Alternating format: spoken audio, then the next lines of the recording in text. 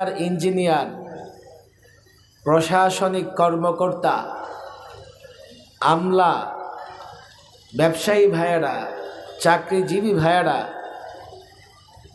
দোকানদার ভাইয়েরা, তাদের যখন ইসলাম প্রয়োজন হয় আলেম ওলামাদের কাছে যেতে চায় না।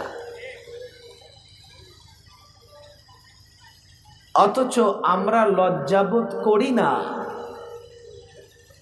আমার কোনো প্রয়োজনে কোনো জেন্টলম্যান, সাধারণ শিক্ষিত কারো কাছে যেতে মোটেও আমি লজ্জা পাই না, সে আমারও ভাই। কিন্তু আফসোসের বিষয় হচ্ছে দ্বীনি বিষয়ে যখন ডাক্তার ইঞ্জিনিয়ারের প্রয়োজন হয় নিজেই মৌলবি হয়ে যায়, নিজেই দু চারটা কিতাব পড়ে মনে করে উনি মৌলবি সাহেবের চাইতে বেশি বুঝেন। আজকাল বাংলায় চিকিৎসা শাস্ত্রের বই পুস্তক পাওয়া যায় কি যায় না? চলেন আমরা সবাই মিলে দু চারটা বই কিনে ডাক্তার হয়ে যাই। সবাই বলবে যে না, দু চারটা বই পড়ে ডাক্তার হওয়া যায় না, দু চারটা বই পড়ে ইঞ্জিনিয়ার হওয়া যায় না। তাহলে বলো, দু চারটা বই পড়ে তুমি মৌলভী সাহেব মাওলানা কি করে হয়ে যাও? আজকে এই এলাকার মাদারেসে কওমিয়ার ছাত্ররা প্রকাশ্যে একটা প্রমাণ দিয়েছে, হে স্কুলের ছাত্র, কলেজের ছাত্র, হে নবীন প্রবীণ যুবক, তোমরা আমাদেরই ভাই। আমি যদি আলেম হয়ে থাকি শুধু নিজেকে নিয়ে ভাবি না, আমি তোমাকে নিয়েও ভাবি, তোমাকে নিয়েও আমাকে ভাবতে হয়। আমি শুধু নিজের নাজাতের চিন্তা করি না, আমি তোমার নাজাতের চিন্তাও করি। আমি শুধু আমার কল্যাণের চিন্তা করি এমন নয়, আমি তোমার কল্যাণের চিন্তা করি, জাতির কল্যাণের চিন্তা করি। কওমি মাদ্রাসা, কওমি শব্দের অর্থ জানেন? কওমি মানে হচ্ছে জাতীয়। কওমি মাদ্রাসা, মাদ্রাসা মানে বিদ্যালয়। কওমি মাদ্রাসা মানে এগুলো জাতীয় বিদ্যালয়। আর জাতীয় পাঠ্যক্রমের নামে যে পাঠ্যক্রম বা যে বিদ্যালয় আছে, তখনই তারা জাতীয় হতে পারবে যখন এই জাতির সবার ফিকির করবে। অথচ দেখেন পাঠ্যসূচি এমন বানিয়েছে, আমার ঈমান থাকবে কি থাকবে না এই ফিকির, এই চিন্তা তারা করে নাই। আমি কিন্তু কওমি মাদ্রাসায় বসে ঠিকই চিন্তা করছি, আমি যে ছেলেটাকে আলেম বানাচ্ছি সে এই দুনিয়ায় চলতে পারবে কিনা, তার জন্য যতটুকু প্রয়োজন জাগতিক শিক্ষা, বাংলা, ইংরেজি, অঙ্ক যতটুকু প্রয়োজন সে শিখছে কিনা। এই জন্য আমি বলি, আজকে মাদারেসা কওমিয়ায় 12 বৎসর না, নুরানি মক্তবে 3 বৎসর পড়লে বর্তমান সময়ে যতটুকু বাংলা, ইংরেজি, অঙ্ক দরকার ওই 3 বৎসরের নুরানি মক্তবে পড়ে সেটা পড়ে ফেলতে পারে। কে বলেছে আমাদের ছেলেরা বাংলা অঙ্ক পারে না? 3 বৎসর যথেষ্ট। আমি এই মাদারেসা কওমিয়ার ছাত্রদের মোবারকবাদ দেই যারা এই মাহফিল আয়োজন করেছে। সঙ্গে সঙ্গে আমি অনুরোধ করব, যারা আমরা পেছনে আসি একটু সামনের দিকে চলে আসি। এখনও যারা ডানে বায়ে রাস্তাঘাটে ঘোরাফেরা করছে সকলে চলে আসি। মেহমানরা কিন্তু সবাই চলে এসছেন, লম্বা বক্তৃতা হবে না, আর গরমও প্রচণ্ড, খুব দ্রুতই মাহফিল শেষ হয়ে যাবে। আমি অনুরোধ করব, পেছনে যারা আছে, যতক্ষণ সামনে জায়গা আছে আমরা পেছনে কেউ থাকবো না, রাস্তায় কেউ থাকবো না। আমি অনুরোধ করতেছি, হাতে পায়ে ধরে অনুরোধ করতেছি, দোকানদার ভাইদের বলতেছি আজকে একটু দোকানদারি কম করে করেন, চলে আসেন।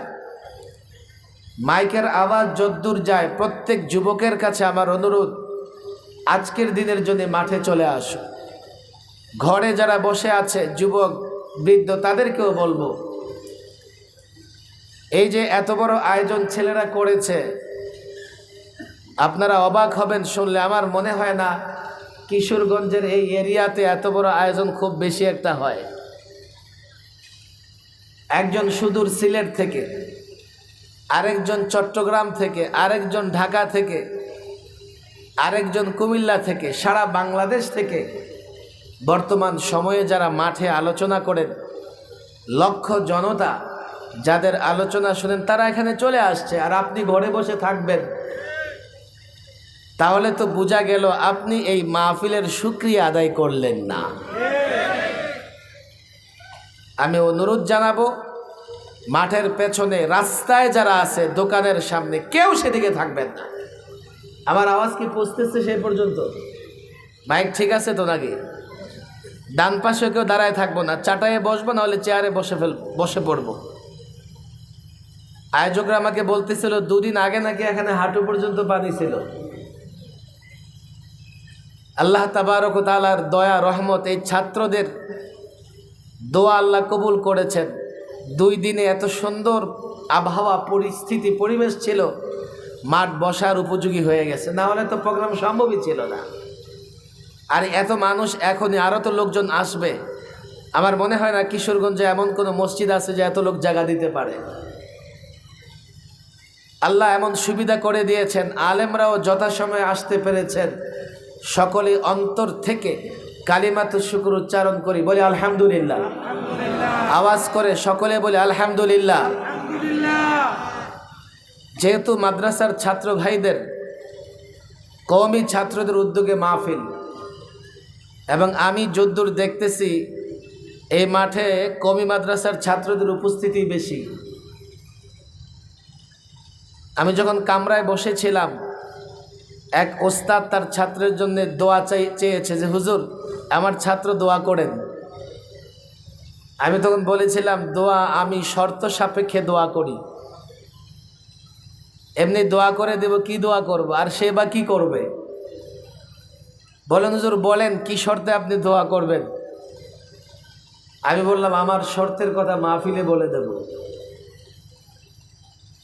এখানে যেহেতু মাদারেসে কওমিয়ার অনেক ছাত্র, দেখো বাংলাদেশের দ্বীনি ভবিষ্যৎ, শুধুমাত্র দ্বীনি ভবিষ্যৎ নয়, দেশের স্বাধীনতা, দেশের সার্বভৌমত্ব, এই ভূখণ্ড টিকে থাকবে কি থাকবে না, এটা নির্ভর করতেছে তোমাদের উপরে।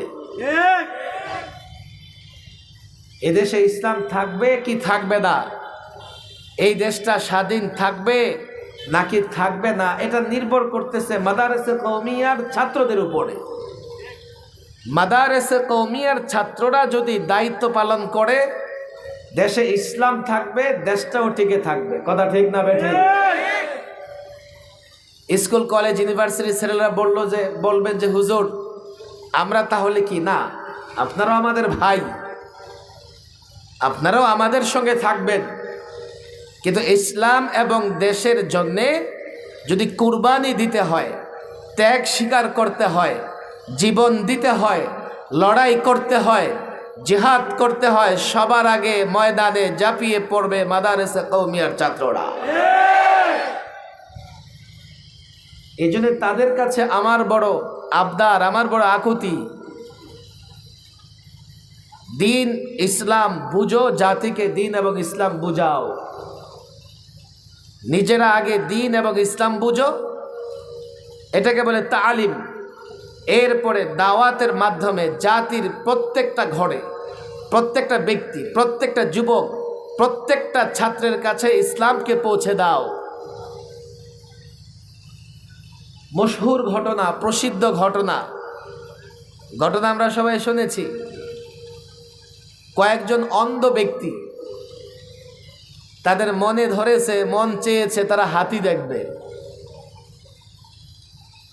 আমি আপনাদের ভৈরবের খবর জানি না, তবে ঢাকার শহরে 2-4-5 জন অন্ধ মিলে একসঙ্গে ভিক্ষা করে। আপনাদের ভৈরবে আছে নাকি? কিশোরগঞ্জে তো নিশ্চিত থাকবে। অন্ধগুলো একটার কাঁধে একটা, একটার হাতে আরেকটা হাত রেখে নিজেরা শহরে ভিক্ষা করে বেড়ায়। আছে না নাই? আছে। তাদের মনে বড় আগ্রহ, তারা হাতি দেখবে। বেচারারা অন্ধ হাতি কেমনে দেখবে? অন্ধদের দেখা মানে আন্দাজ করা, অনুমান করা। অন্ধ চেহারায় হাত দিয়ে বুঝতে পারে লোকটাকে, অন্ধ কারো কথা শুনে বুঝতে পারে লোকটাকে। অনেক অন্ধ আছে হাত ধরে নাকের কাছে নিয়ে বলতে পারে যে এই লোকটাকে। মুরাদনগরের এক হাফেজ সাহেব আছেন অন্ধ, এই বেচারা মুসাফা করলে নাম বলে দেয় যে আপনি অমুকে না। আমি দীর্ঘদিন পরে মুরাদনগরের প্রোগ্রামে গিয়ে এখন সে আমার সঙ্গে মুসাফা করতে এসছে, মুসাফা হাত ধরেই বলতেছে হুজুর আপনি অমুকে। আমি আশেপাশের লোকদের বললাম থামেন থামেন, কেউ বলবেন না। সবার সঙ্গে মুসাফা করতে করতে আমার সঙ্গে মুসাফা করে আমার নাম বলে দিয়েছে। মাদারেসে কওমিয়ায় এখন অন্ধ ছেলেরাও হাফেজে কোরআন হচ্ছে, কথা ঠিক না বেঠিক? অন্ধ ছেলেরাও আলেম হচ্ছে, আলেম আলেম, শুধু হাফেজে কোরআন নয়।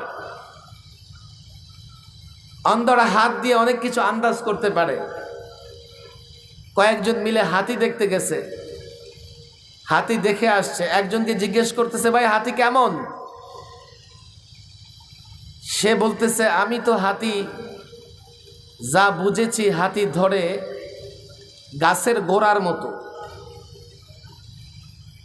এর মানে এই অন্ধের হাত পড়েছে হাতির পায়ে, কথা ঠিক না বেঠিক? আরেকজনকে জিজ্ঞেস করেছে এই হাতি কেমন? ওই অন্ধ বলে আমি হাতি দেখছি ঝাড়ুর মতো। গ্রামে দেখবেন ঝাড়ুর গোড়া একটা বাঁশ দিয়া ঝাড়ু বানায়, আছে না নাই? লেজ দেখে সে মনে করছে একটা ঝাড়ু, মনে হয় ঝাড়ুর মতো। আরেক অন্ধকে জিজ্ঞেস করতেছে তুমি দেখেছো? হা কেমন? আমি দেখলাম কুলার মতো। কুলা? আপনাদের এলাকায় কুলাকে কি বলে? যে বলছে যে অন্ধটা বলেছে হাতি কুলার মতো, তার হাত পড়েছে হাতির কানে। আচ্ছা বলেন দেখি, হাতি কি গাছের গোড়ার মতো? হাতি কি ঝাড়ুর মতো? হাতি কি কুলার মতো? ইসলাম নিয়ে এখন এই ধরনের খেলা চলতেছে। এক বুদ্ধিজীবী দাঁড়ায়া ইসলামের এক ব্যাখ্যা করে বসে, আরেক বুদ্ধিজীবী আরেক ব্যাখ্যা করে বসে, আরেক বুদ্ধিজীবী আরেক ব্যাখ্যা করে বসে। অথচ জ্ঞানহীন মানুষ তো অন্ধ, অন্ধ।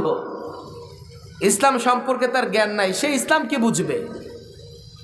আর ইসলামটাকে এত অসহায় মনে করে তারা ইসলাম নিয়ে যে কোনো ধরনের ব্যাখ্যা দাঁড় করিয়ে দিচ্ছে, যে কোনো ব্যাখ্যা জাতির সামনে বলতেছে। এবং ইসলাম সম্পর্কে ব্যাপকভাবে মিথ্যা রং ভুল মেসেজ জাতিকে দিচ্ছে। ইসলামটাকে একটা সংকীর্ণ জায়গায় নিয়ে যাচ্ছে।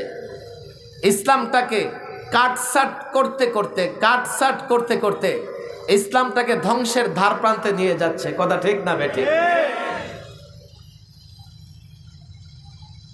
আমার কথা নয়, জাস্টিস তকি উসমানী সাহেব লিখেছেন এই যে ইসলাম সম্পর্কে মানুষের একটা অসম্পূর্ণ ধারণা, ইসলাম সম্পর্কে ভুল বুঝাবুঝি,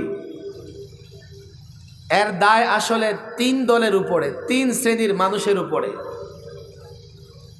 এই যে ইসলামটাকে সংকীর্ণ জায়গায় নিয়ে যাওয়া, ইসলামটাকে ধীরে ধীরে ধ্বংসের ধারপ্রান্তে নিয়ে যাওয়া, ইসলামটাকে কাটছাট করতে করতে শেষ পর্যায়ে নিয়ে যাওয়া, এর দায় বর্তায় কয় শ্রেণীর মানুষের উপরে? বলেন কয় দলের উপরে? আরো জোরে কয় দলের উপরে? আপনারা ক্লান্ত হয়ে গেছেন? আওয়াজ করতে হবে, কয় দলের দায়িত্ব এটা? কয় দল ইসলামটাকে ধ্বংসের ধারপ্রান্তে নিয়ে যাচ্ছে? আরো জোরে বলেন কয় দল? ইসলাম সম্পর্কে যে আজকাল এই ভুল বুঝাবুঝি, যে ইসলাম শুধু মসজিদে থাকবে, ইসলাম শুধু মাদ্রাসার চার দেয়ালের ভেতরে থাকবে, ইসলাম দিয়ে অর্থ ব্যবস্থা চলবে না, ইসলাম দিয়ে বিচার ব্যবস্থা চলবে না, ইসলাম দিয়ে রাষ্ট্র চলবে না, রাষ্ট্র হবে ধর্মনিরপেক্ষ, রাষ্ট্রের আল্লাহর উপর আস্থা বিশ্বাস থাকবার দরকার নাই, এই ভুল বুঝাবুঝি বা রং মেসেজ জাতিকে দেওয়া হচ্ছে, ইসলামটাকে সংকীর্ণ জায়গায় নিয়ে যাচ্ছে, এর দায় বর্তায় তিনটা দলের উপরে। এক, সরাসরি কাফের বেঈমান, যাদের কাজই হচ্ছে ইসলাম সম্পর্কে নানা রকমের ভুল মেসেজ দেওয়া। এই যে আজকে এখানে শিক্ষিত সমাজকে সম্মাননা দেওয়া হচ্ছে, আমাদের শিক্ষিত সমাজের কাছে ইসলাম সম্পর্কে রং মেসেজ দেওয়া, ভুল মেসেজ দেওয়া, এর প্রথম কাজটা করে কারা জানেন? কাফের বেঈমান, ইসলাম বিদ্বেষী শক্তি। দুই, এই দায় কাদের জানেন? সেকুলারিজমে যারা বিশ্বাসী, যারা সেকুলার ধর্মনিরপেক্ষতায় বিশ্বাসী। সেকুলারের বিশ্বাস কি? সেকুলারিজমের মূল বিশ্বাসের জায়গা কি? যে ধর্ম এটা তোমার ব্যক্তিগত বিষয়, রাষ্ট্র সমাজ এটা চলবে অন্য চিন্তায়। অন্য চিন্তায় মানে পশ্চিমাদের চিন্তায়, তাদের অনুর্বর মস্তিষ্কের চিন্তায়। তারাও দায়ী ইসলামটাকে পর্যায়ক্রমে সংকীর্ণ জায়গায় নিয়ে যাওয়ার, এর জন্য তারাও দায়ী। 3 নম্বর দায়ী হচ্ছে আমার মতো কিছু লোকজন। বলবেন হুজুর আপনার মতো লোকেরা কেন দায়ী? তারা কি ইসলামকে মানে না? তারা ইসলাম মানে, তারা ভালো মানুষও বটে, তারা আলেম আবেদও বটে, কিন্তু তাদের কাজেও ইসলাম সম্পর্কে একটা ভুল মেসেজ যাচ্ছে। এই কথা আমার বলার দুঃসাহস নাই। এই কথা বলেছেন জাস্টিস তাকি ওসমানী সাহেব। আমি এই কথা বলার দুঃসাহস কোথায় দেখাবো? যে আলেম ওলামাদের কারো কারো তরজে আমল, কর্ম পদ্ধতি এমন, তাদের কর্ম পদ্ধতির কারণে সাধারণ মানুষের ভেতরে একটা ভুল বুঝাবুঝি তৈরি হচ্ছে। বলে কিভাবে হুজুর? দ্বীনের অনেক শাখা প্রশাখা আছে, অনেক বিষয় আছে, তো কিছু বিষয়ের উপরে তারা এমনভাবে আমল করে সাধারণ মানুষ মনে করে এগুলোই দ্বীন, এর বাইরে দ্বীন নাই। কথা ঠিক না বেঠিক? ছাত্র আমার কথা খেয়াল করো। ইসলামের অনেকগুলো বিষয় আছে। বলবে হুজুর অনেকগুলো বিষয় কি? তোমাদের জন্য, ছাত্রদের জন্য সবক এটা। তোমাদের কাছে বড় প্রত্যাশা আমার, তোমাদের কাছে বড় আশা আমি রাখি। তোমাদের কাছে আশা রাখি বলে কষ্ট করে ঝুঁকি নিয়ে মাহফিলে আসি, না হলে এতটা ঝুঁকি নিয়ে মাহফিল করার কোনো দরকার নাই। তোমরা জানো কয়দিন পর পরই আমাকে মেহমানখানা যাওয়া লাগে। সে 11 সাল থেকে শুরু হয়েছে, মেহমানখানা আমাকে ভুলে না। এবারও যখন মেহমানখানা খালি, মেহমান লাগবে তো সবার আগে আমি মেহমান। দায়িত্ব নিয়ে কথা বলি আর মনে করি এই কথাগুলো বলবার মতো হয়তোবা শেষ ব্যক্তি। এইভাবে যদি ঝুঁকি আসতে থাকে সামনে, এই কথাগুলো বলবার লোক পাওয়া যাবে না। ইসলাম যে কি জিনিস এটা আমাদের অনেকের সামনেই তো ক্লিয়ার না। আমরা জাতিকে ইসলাম কি করে বুঝাবো? এবং ইসলাম সম্পর্কে ধারণাটাই তো আমার পরিপূর্ণ না। আমি জাতির সামনে কি করে ইসলাম উপস্থাপন করব? এই জন্য ছাত্রদের বলি, যারা স্কুল কলেজের ছাত্র এখানে আছেন, সাধারণ মুসলমান যারা আছেন, মুসল্লি, আপনারা একটু হাত উঠান তো কষ্ট করে। মাশাআল্লাহ সংখ্যায় দেখি অনেক। টুপিদারি দেখলে মনে হয় যে ওনারাও মাদ্রাসার ছাত্র, আলেম। হাত নামান। আপনাদের একটু হয়তো কোনো কথা আমার বুঝতে কষ্ট হবে। যদি কোনো কথা বুঝতে কষ্ট হয় রাগ হবেন না তো? তবে এতটুকু আবদার, কোনো কথা বুঝতে কষ্ট হলে কোনো একটা মাদ্রাসার ছাত্র, জালালাইন জামাত পর্যন্ত পড়েছে, মেশকাত পর্যন্ত পড়েছে, এমন ছাত্র আপনার আশেপাশে আছে না নাই? কোনো আলেমের কাছে আমার এই কথার ব্যাখ্যা জেনে নেবেন।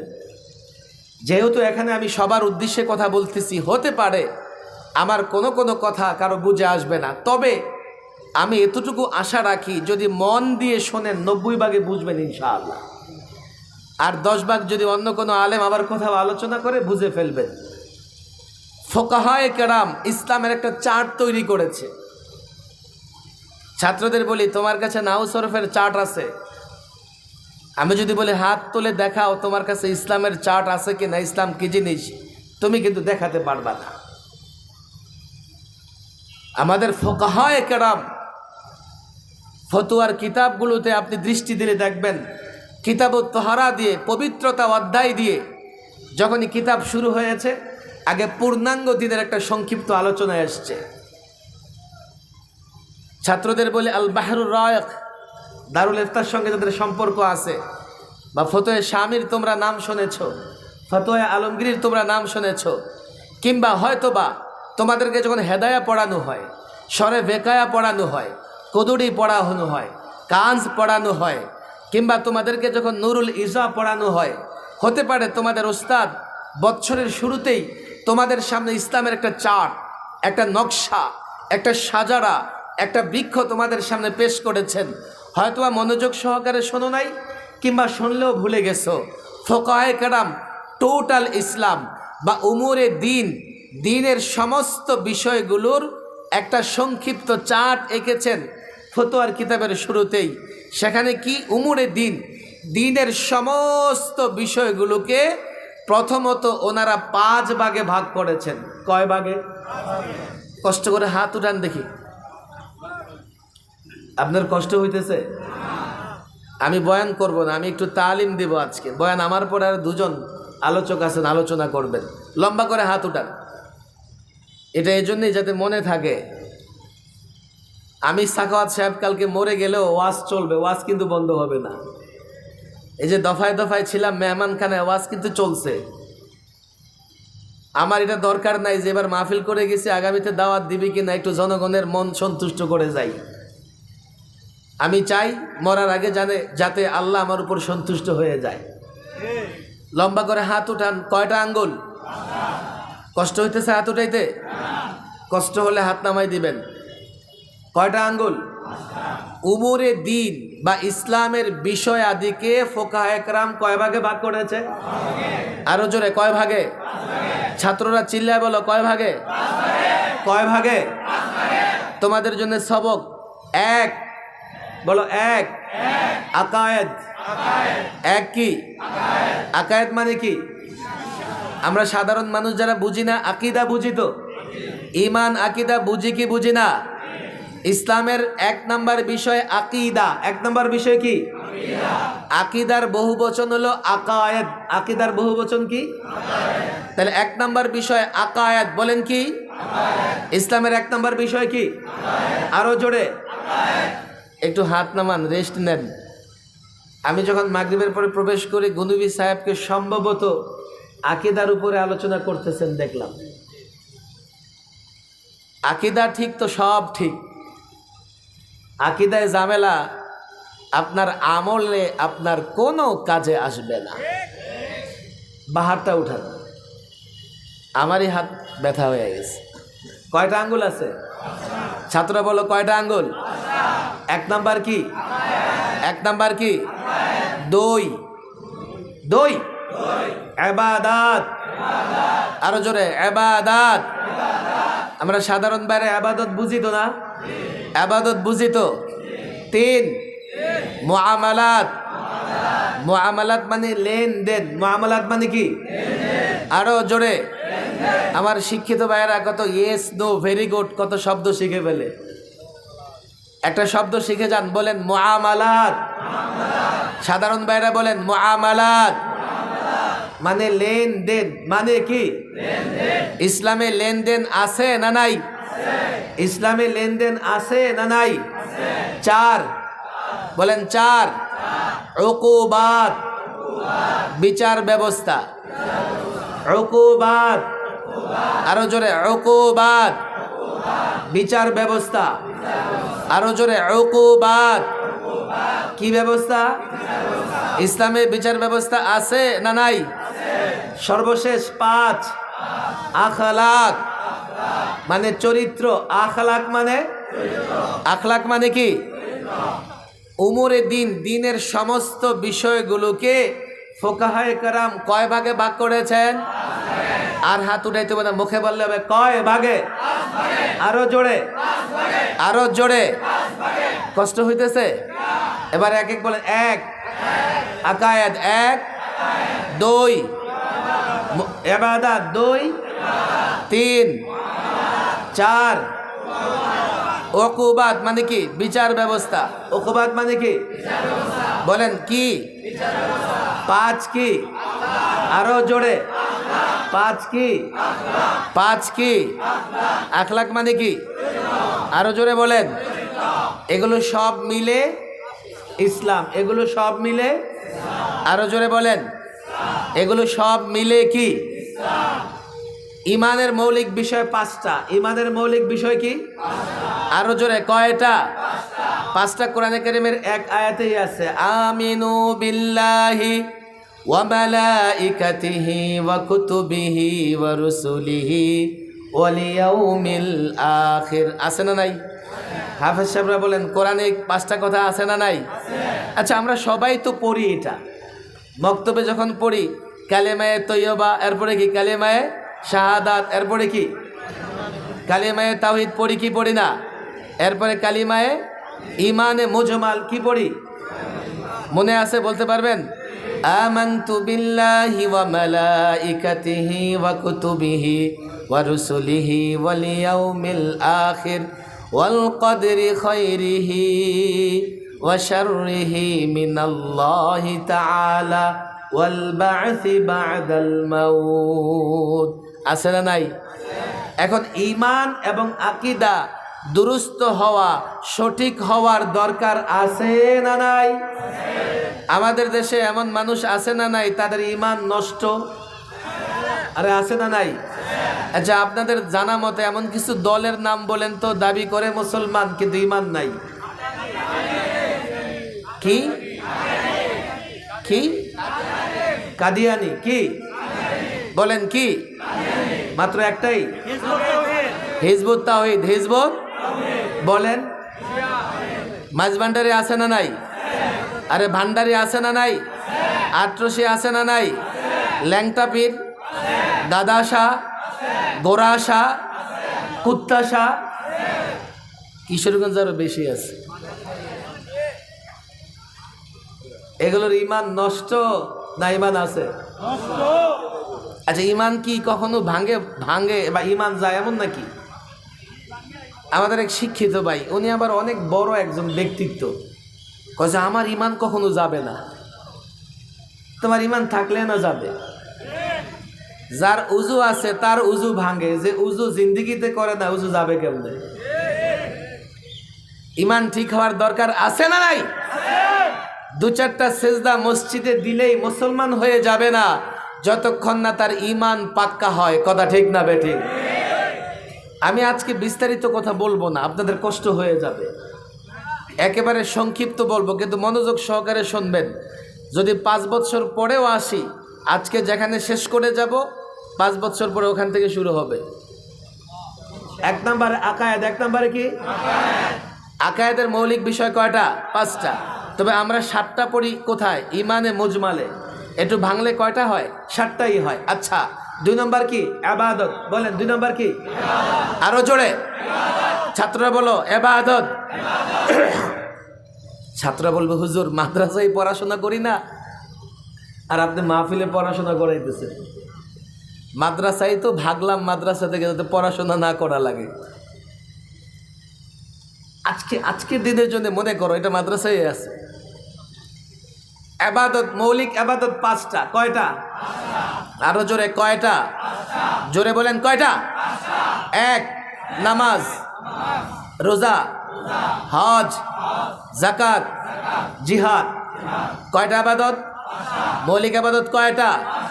নামাজ, রোজা, হজ, যাকাত, জিহাদ।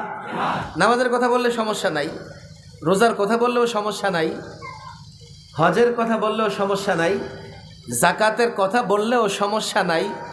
তবে জিহাদের কথা বললে কেউ কেউ এটাকে সমস্যা মনে করেন, এমন আছে না নাই? আমি এর একটা ব্যাখ্যা আপনাদের সামনে না, জাতীয় টেলিভিশনে দিয়েছি।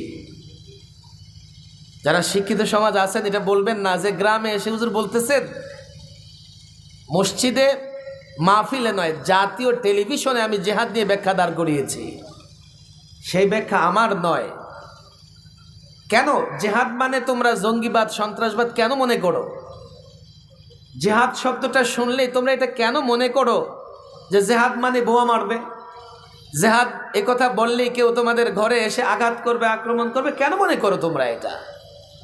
কেননা পশ্চিমারা এই শব্দটাকে জঙ্গিবাদ সন্ত্রাসবাদ বলতে বলতে তোমাদের ভেতরে ভয় ঢুকিয়ে দিয়েছে। জেহাদ শব্দের অর্থ যুদ্ধ, ভালো করে শুনবেন। জেহাদ শব্দের অর্থ কি? আরো জোরে বলেন। আমরা যুদ্ধ করতে প্রস্তুত আছি না নাই? পৃথিবীর সব রাষ্ট্র যুদ্ধ করে, সব রাষ্ট্র যুদ্ধের জন্য প্রস্তুতি নেয়, অস্ত্র বানায়, অস্ত্র কিনে। যেই রাষ্ট্রের যুদ্ধ করার ক্ষমতা বেশি সেই সবচেয়ে বড় মাতব্বর। কথা ঠিক না বেঠিক? তো হুজুর ঠিক আছে, আপনারা যুদ্ধ বলেন, জেহাদ বলার দরকার কি? আপনারা যদি যুদ্ধ বলেন তাহলে তো আর আপনাদের সাথে ঝামেলা নাই। আমি বলি ভাইরে, আমি এই জন্যই যুদ্ধ বলতে পারি না, কেননা তোমাদের যুদ্ধ আর জেহাদ এই দুটো এক জিনিস নয়। বলবেন এটা আবার কেমন কথা? আপনি একটু আগে তো বললেন জেহাদ মানে যুদ্ধ। হ্যাঁ, জেহাদ শব্দের অর্থ যুদ্ধ, কিন্তু তোমাদের যুদ্ধকে জেহাদ বলা যায় না। যার জন্যে এই তোমরা যেটাকে যুদ্ধ বলো সেটা আমি যুদ্ধই বলি। আমি যেটা করব, মুসলমানরা যেটা করবে, দেশ ইসলাম রক্ষার জন্য মুসলিমরা যা করবে তাকে জেহাদ বলবে। তোমাদের যুদ্ধ আর জেহাদ এক জিনিস নয়। কেন জানো? ইসলামের সব সুন্দর, ব্যক্তি জীবন ইসলামের সুন্দর, সামাজিক জীবন সুন্দর, অর্থ ব্যবস্থা সুন্দর, বিচার ব্যবস্থা সুন্দর, ইসলামের আদর্শ সবগুলো সুন্দর, ইসলামের যুদ্ধ নীতিও সুন্দর। আর ইসলামিক পরিভাষায় সেই যুদ্ধকে বলা হয় জেহাদ। জেহাদের সঙ্গে সন্ত্রাস, উগ্রতা কিংবা জঙ্গিবাদের কোনো সম্পর্ক নাই।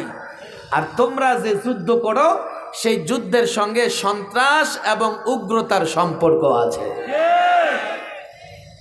জেহাদ আর তোমাদের যুদ্ধ কোনদিন এক নয়। ইতিহাস তো আমাদের সামনে। দুটা বড় যুদ্ধ হয়েছে পৃথিবীতে, দুটা বিশ্বযুদ্ধ। আবার ছোটখাটো যুদ্ধ তো হচ্ছেই। রাশিয়া ইউক্রেন যুদ্ধ করতেছে, কথা ঠিক না বেঠিক? আমেরিকা মধ্যপ্রাচ্যের কিছু দেশগুলোতে যুদ্ধ করতেছে, সিরিয়ায় যুদ্ধ চলতেছে, আফগানে 20 বছর যুদ্ধ হয়েছে। ভালো করে বুঝবার চেষ্টা করো। তোমাদের যুদ্ধ ইসলামের জেহাদ কেন এক নয়?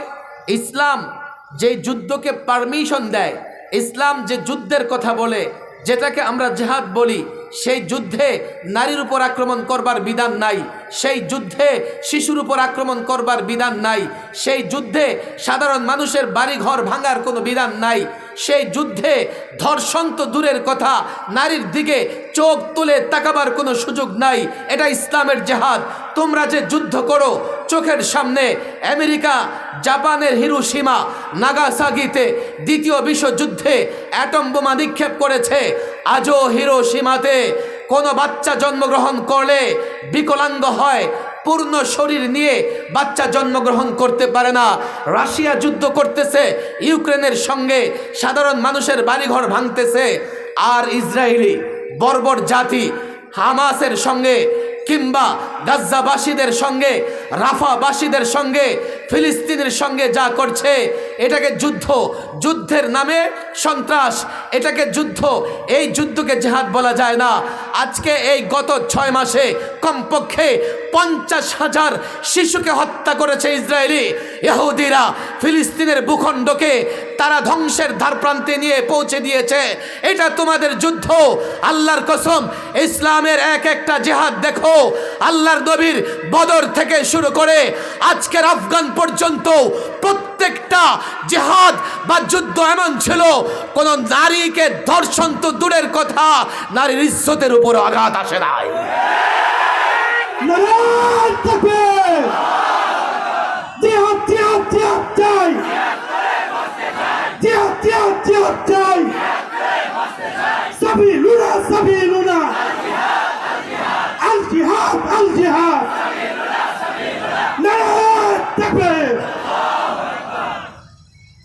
প্রচলিত যুদ্ধ আর জেহাদ এক জিনিস নয়, ভালো করে বুঝবেন।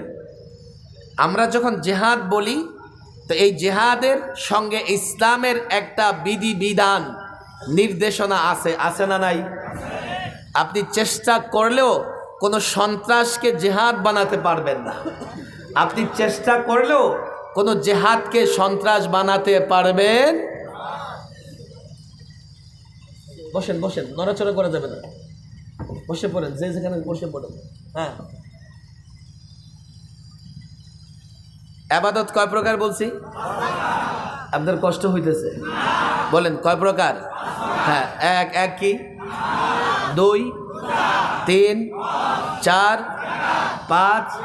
আমি এগুলো নিয়ে ব্যাখ্যায় যাব না, আমি কথা দ্রুতই শেষ করে ফেলবো। আকায়েত গেল, ইবাদত গেল, 3 বলছি। মুআমালাত, বলেন কি? আরো জোরে। মুআমালাত মানে কি? ইসলামে লেনদেন আছে না নাই? লেনদেনও 5 প্রকার। ছাত্রদের বলি, তোমরা অন্তত মনে রাখো, লেনদেনের প্রথমটা হচ্ছে মুআওয়াজাতে মালিয়া, আর্থিক লেনদেন। কেন জানবে আর্থিক লেনদেন? জানো, একটা পাগল নাবালেগ বাচ্চারও আর্থিক লেনদেনের প্রয়োজন হয়। হয় কি হয় না? নামাজের বিধান বালেগ হওয়ার পরে ফরজ হয়, কিন্তু জন্মের আগে থেকেই বাচ্চার আর্থিক লেনদেন বাচ্চার পক্ষ থেকে মা বাবার শুরু হয়ে যায়। খাবার দাবার ছাড়া তো বালেগ হওয়া পর্যন্ত যাইতেই পারবে না সে। আর্থিক বিধান, লেনদেন কতটা গুরুত্বপূর্ণ। একটা পাগল, তার উপরে কি নয়, নামাজ রোজা ফরজ নয়, তারও খাবার দাবার আর্থিক লেনদেন ক্রয় বিক্রয় করা লাগে। কথা ঠিক না বেঠিক? এই ছাত্ররা বোঝার চেষ্টা করো, আমাদের মা বোনদের কিছু সময় থাকে যখন তাদের উপর নামাজ রোজা ফরজ থাকে না, সেই সময়েও তাদের আর্থিক লেনদেনের দরকার আছে। আছে না নাই? তাহলে এটা কতটা গুরুত্বপূর্ণ তুমি দেখো। মুআওয়াজাতে মালিয়া, আর্থিক লেনদেনের প্রথম আর্থিক লেনদেন।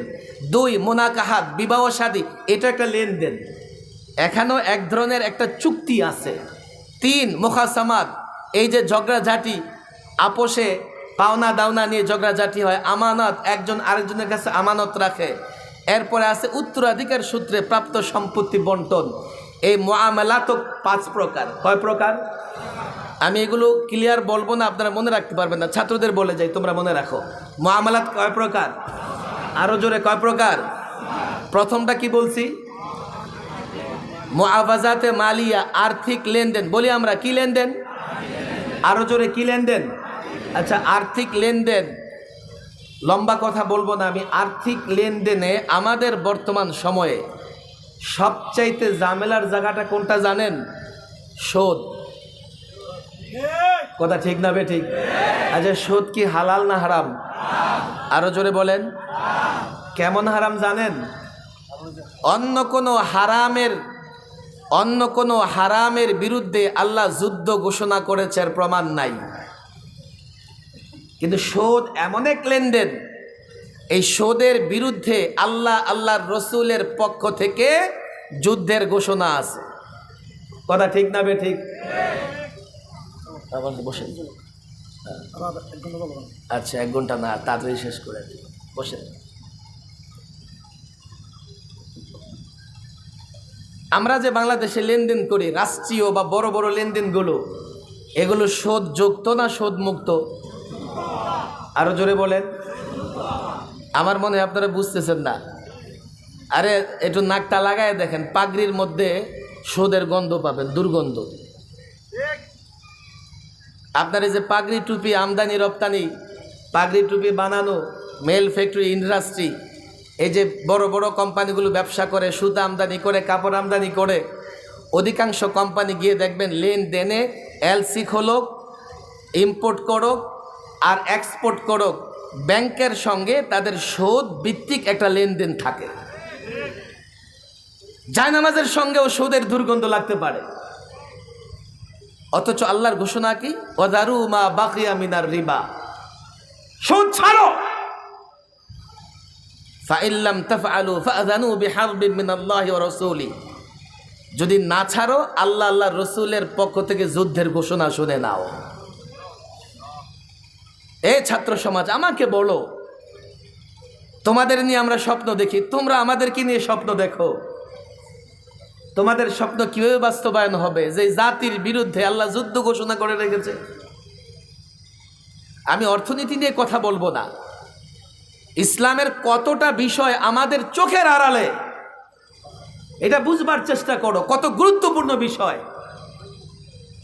কয়টা গেল বলেন? 1 নাম্বার কি? আকায়েদ। বলেন 1 নাম্বার কি? 2 ইবাদত, 3 মুআমালাত, 4 হচ্ছে উকুবাত। বলেন 4 হচ্ছে কি? বিচার ব্যবস্থা। ইসলামে বিচার ব্যবস্থা আছে না নাই? আপনার আমার আদালত ইসলাম অনুযায়ী আল্লাহ প্রদত্ত বিধান দিয়া চলে না মন গড়া নিজাম দিয়া চলে?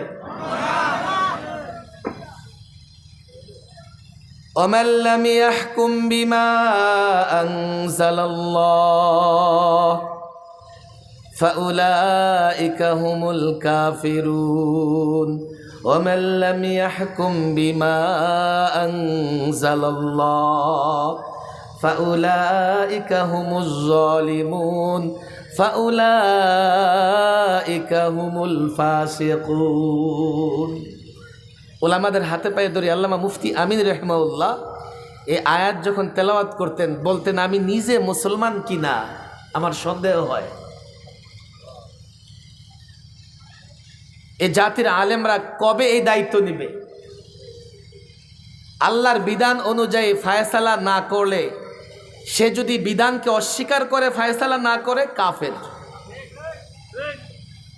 বিধান স্বীকার করে কিন্তু বিধান অনুযায়ী ফায়সালা করে না, জালেম।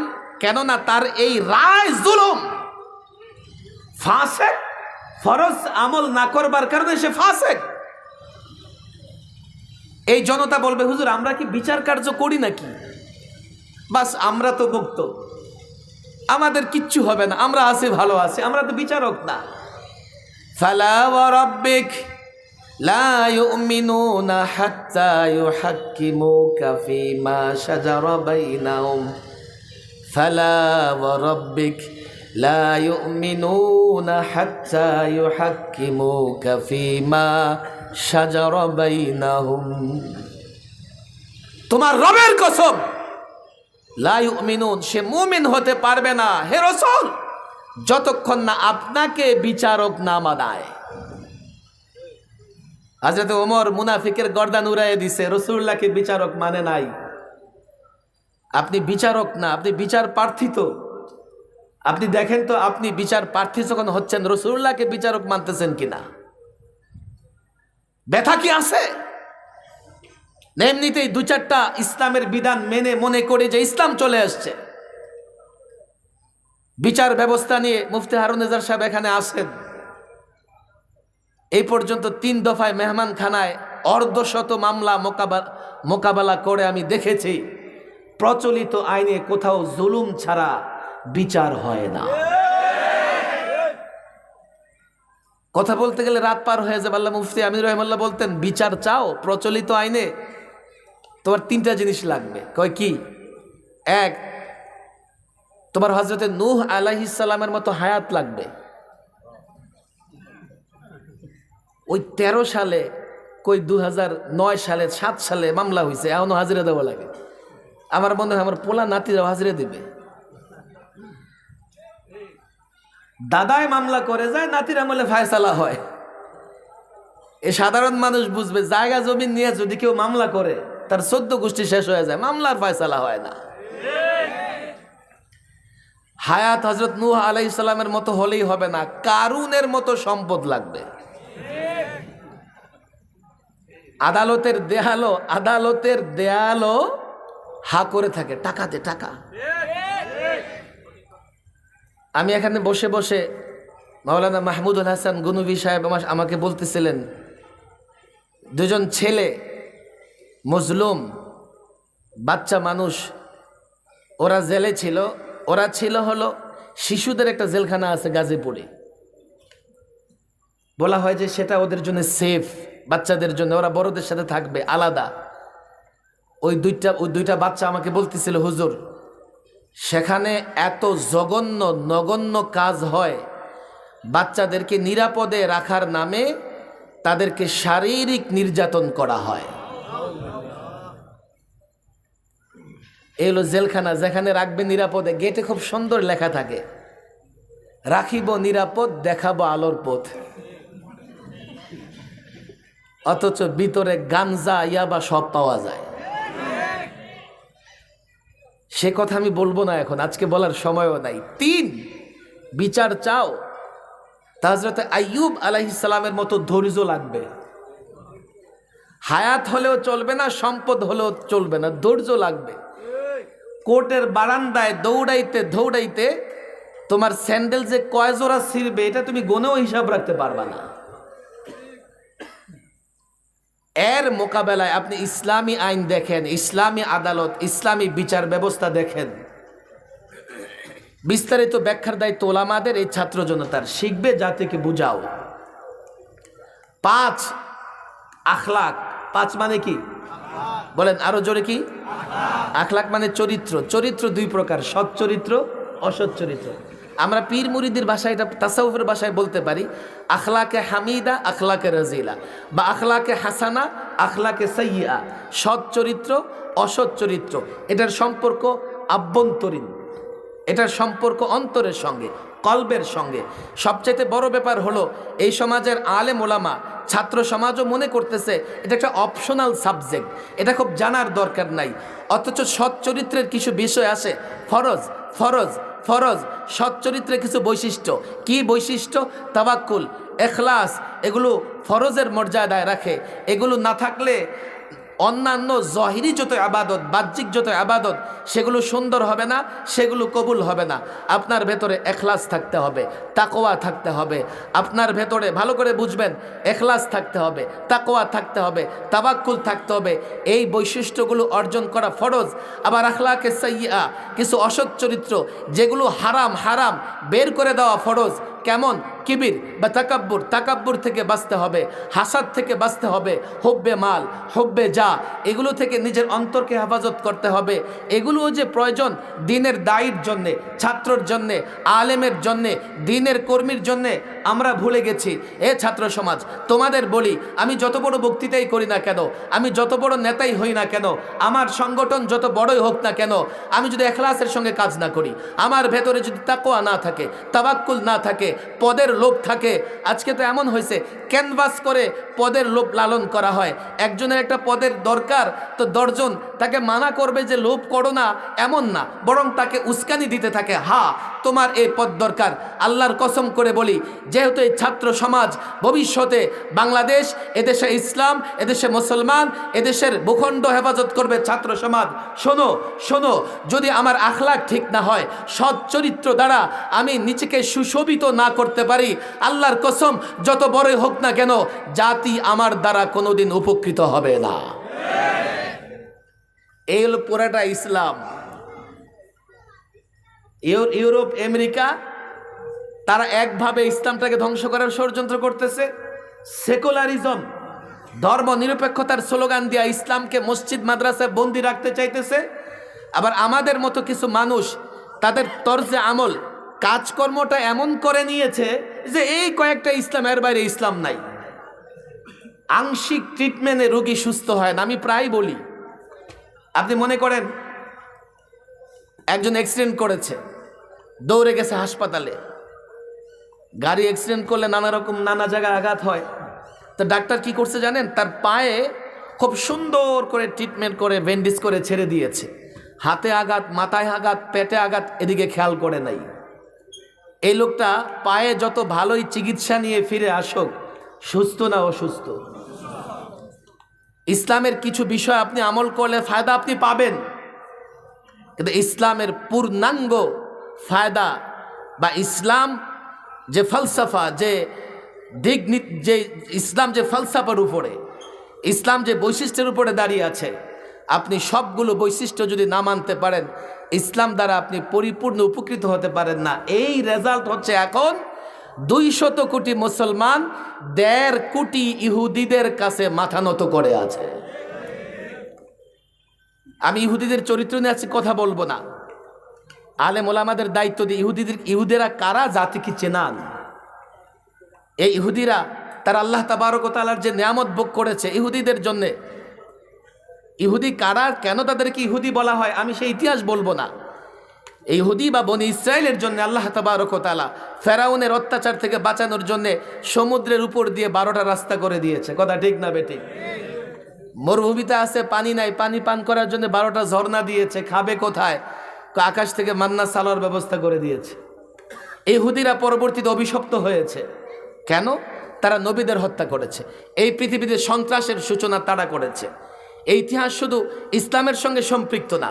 হযরত ঈসা আলাইহিস সালাম আজকে পৃথিবীতে সবচাইতে বেশি খ্রিস্টান ধর্মের অনুসারী, তারাও কিন্তু জানে ইহুদিরা তাদের দৃষ্টিভঙ্গি অনুযায়ী আমরা মনে করি হযরত ঈসা চতুর্থ আকাশে আছেন, তারা মনে করে ইহুদিরা হত্যা করেছেন। হত্যা করুক আর না করুক, হযরত ঈসার বিরুদ্ধে ইহুদিরা ষড়যন্ত্র করেছে। মরিয়মের চরিত্রে হযরত ইহুদিরা কালিমা লেপন করেছে। এই ইহুদিরা আল্লাহর নবী কর্তৃক প্রথমে মদিনা থেকে, পরে খায়বর থেকে বহিষ্কার হয়েছে। গোটা দুনিয়ায় পোল্যান্ড, জার্মানি, ফ্রান্স, ব্রিটেনে ছড়িয়ে পড়েছে। সর্বপ্রথম ইহুদিদের বিরুদ্ধে যে রাষ্ট্রটা ব্যবস্থা গ্রহণ করেছিল সেটা ছিল ব্রিটেন। কারণ ইহুদিরা এমন কোনো নোংরা কাজ যা তারা করে নাই। সর্বশেষ 47-এ এই জাতিসংঘ, ইহুদি সংঘ, 47-এ যখন জাতিসংঘ গঠন হয়, জাতিসংঘের 20% সদস্য ছিল ইহুদি। ফিলিস্তিনের ভূখণ্ডে একটা ইহুদি রাষ্ট্র তারা জবরদখল করে বানিয়ে দিয়েছে। আজকে দেখেন ইহুদি সংখ্যায় 1.5 কোটি, মুসলমান 200 কোটি। আজকে মুসলমান দেখেন উইগরে, কাশ্মীরে, ইরাকে, সিরিয়া যেখানে দাজ্জালের সঙ্গে মুসলমানদের মোকাবেলা হবে। আল্লাহু আকবার। কিয়ামতের আগে সব দৌড়ে যাবে সিরিয়ার ময়দানের দিকে, সিরিয়া গিয়ে জমায়েত হবে। সিরিয়ার একটা ঐতিহাসিক ভিত্তি আছে, আমি সেটা বলবো না। এই সিরিয়াকে ব্যাটল ফিল্ড, 8 পরাশক্তি মিলে যুদ্ধক্ষেত্র বানিয়ে রেখেছে। সব জায়গায় মুসলমান অত্যাচারিত, অথচ ইসলাম শান্তির ধর্ম, ইসলাম সুন্দরের ধর্ম, ইসলাম বিজয়ের ধর্ম। ইসলাম কখনো পরাজিত হবে না। ইসলাম কখনোই পরাজিত হয়নি। সাময়িক কোনো যুদ্ধে মুসলমান ক্ষতিগ্রস্ত হলেও চূড়ান্ত বিজয় মুসলমানদের হয়েছে। কেন? তাদের ভেতরে ইসলাম ছিল। আমরা আজকে 3 দল মিলে, কেউ তো সরাসরি ইসলামকে ধ্বংস করতেছে, কাফের বেঈমান, কেউ বা রাষ্ট্র ক্ষমতার জন্যে ইসলামকে প্রতিপক্ষ বানিয়েছে, কেউ বা নিজের তর্জে আমল কাজকর্মকে এমন বানিয়েছি যে ইসলামকে কয়েকটা জিনিসের মধ্যে বন্দি করে রেখেছি। কোনোদিন ইসলামী খেলাফত প্রতিষ্ঠা করতে পারবো না, কোনোদিন ইসলামী বিপ্লব আনতে পারবো না। আজও বলি 1500 বছর আগে থেকে এই পর্যন্ত ইতিহাস দেখো, কেন মুসলমান বিজয়ী হয়েছে, কেন মুসলমান পরাজিত হতো না। মুসলমান কখনো অস্ত্রের বলে লড়াই করে নাই, মুসলমান কখনো সংখ্যার বলে লড়াই করে নাই। বদর দেখো, বদর থেকে নিয়ে শুরু করে খন্দক পর্যন্ত প্রত্যেকটা যুদ্ধ দেখো। আল্লাহর কসম করে বলি, এ ছাত্র, এ যুবক, এ মুসলমান, আমি বলি, আগেও বলেছি, যুবক কলেজে পড়ো, ইউনিভার্সিটিতে পড়ো, তুমি আমার দুশ্মন নও, তুমিও আমার ভাই, আমি তোমাকে আপন মনে করি। আজকে তোমাকে এখানে সম্মাননা দেওয়া হচ্ছে, কাল বাংলাদেশের চতুর্দিকে দুশ্মন গেড়া, এই নিয়ে ষড়যন্ত্র হয়, ওই নিয়ে ষড়যন্ত্র হয়। কি করে বাঁচবে? অস্ত্র নাই, কি করে টিকে থাকবে? সৈন্যবাহিনী দুর্বল, কি করে টিকে থাকবে? হ্যাঁ, তুমি মুসলমান, তুমি অ্যাটম বোমার চাইতেও শক্তিশালী। রব্বে কাবার কসম করে বলি, আজও যদি ইসলাম ধরো, ইসলাম মানো, ইসলামের উপর আমল করো, পূর্ণাঙ্গ দিনের উপর আমল করো, রব্বে কাবার কসম, সেন্ট মার্টিন নয়, বাংলাদেশের 1 ইঞ্চি ভূখণ্ডে যদি পৃথিবীর কোনো পরাশক্তি আক্রমণ করে, রব্বে কাবার কসম, এদেশের ছাত্র জনতা, এদেশের যুবক তাদের জন্য যথেষ্ট।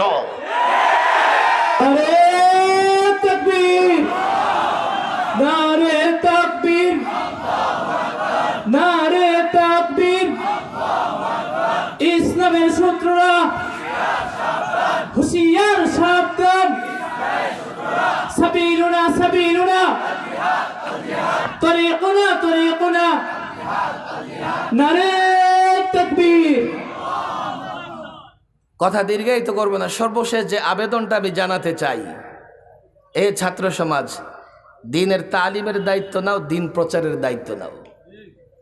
মাহফিলে আমি ইসলামের পূর্ণাঙ্গ একটা চার্ট দিয়েছি, তবে একটা ভয় হয়।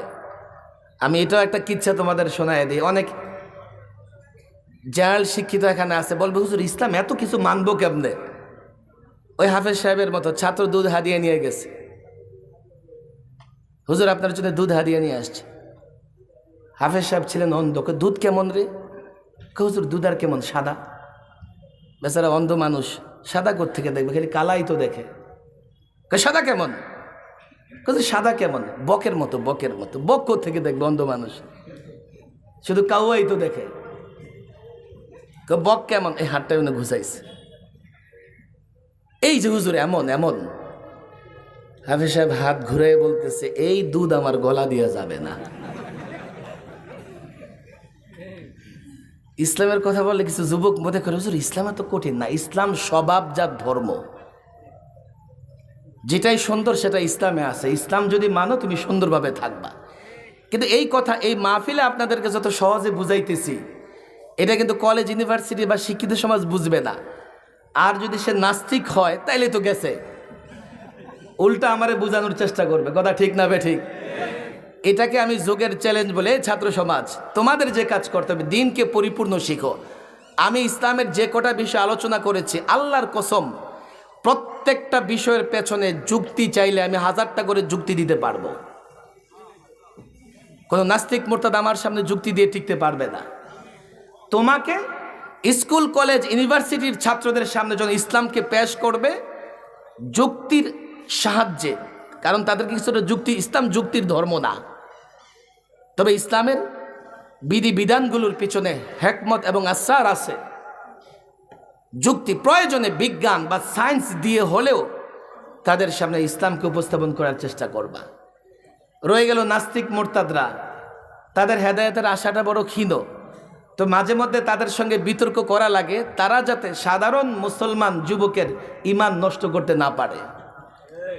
তোমরা যেই চ্যালেঞ্জ নিতে পারো, আমি তোমাদের বলি, হাতে পায়ে ধরে বলি, ছাত্র হও আর তোমরা শিক্ষক হও, তোমাদের চ্যালেঞ্জের জায়গা হচ্ছে ইসলাম তো সুন্দর ধর্ম, সৌন্দর্যের ধর্ম। এই জাতিকে তো বুঝাইতে পারো নাই। জাতি ইসলাম ছেড়ে পশ্চিমাদের পেছনে দৌড়াইতেছে, কেন? তারা ইসলাম বুঝে নাই। লম্বা আলোচনা করা দরকার, কিন্তু আমার পরেও দুজন আলোচক আছে। আমি এই সংক্ষিপ্ত আবেদনটা জানাইতে চাই, আমরা প্রত্যেকে দায়ী হব তো ইনশাআল্লাহ? লম্বা করে হাত উঠাই। দায়ী হব তো ইনশাআল্লাহ? ইসলাম আগে বুঝবো তো ইনশাআল্লাহ? এরপরে একজন ব্যক্তির কাছে ইসলাম পৌঁছানোর চেষ্টা করব তো ইনশাআল্লাহ? হাত নামাই। যদি সবাই ইসলাম বুঝে যায়, তখনই দেখা যাবে আমি ইসলামের জন্যে বা ইসলামের মাধ্যমে কিছু করতে পারবো। আল্লাহ তাবারক ওয়া তাআলা আমাদেরকে এগুলো বুঝার তৌফিক দান করুন। আপনারা সুন্দরভাবে বসবেন। মাওলানা মুফতি হারুন নিজার সাহেব চলে এসছেন, আর আলী হাসান ওসামাও সম্ভবত আশেপাশে আছেন, চলে আসবেন, আমরা আলোচনা শুনবো। এরপরে যে আল্লাহ তৌফিক দান করুন। ওমা তৌফিকি ইল্লা বিল্লাহ ওমা আলাইনা ইল্লা। কোনো কাজ আছে?